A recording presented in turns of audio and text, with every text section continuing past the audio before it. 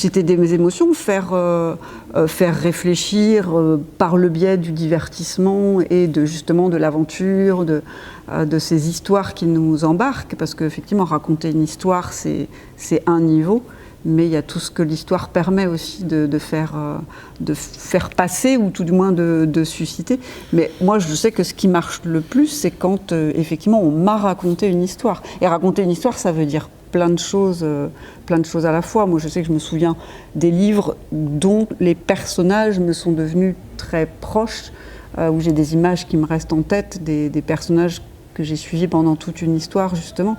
Donc ça, voilà, raconter une histoire, c'est donner vie à un personnage, par exemple. C'est pas juste l'idée de l'histoire, de son point A à son point B, des rebondissements et tout ça. Ça peut être juste un personnage magnifique pendant 400 pages. Il vous raconte une histoire aussi. Non, l'émotion, c'est l'émotion, vraiment, c'est hyper important pour moi d'avoir ressenti quelque chose. Et l'histoire peut passer au...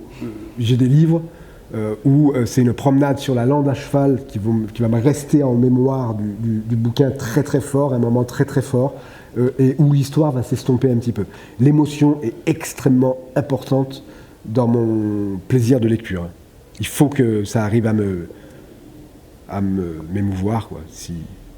Rire ou pleurer, ce qui est assez difficile à faire. Oui, oui. Frissonner. Nous, la collection qu'on dirige, là, s'appelle Fusion, c'est pour ça.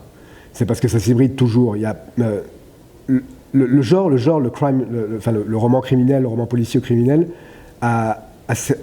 sert de plus en plus, a servi et sert encore de refuge à beaucoup de genres, soit qui ont été décriés, soit qui fonctionnaient plus très bien.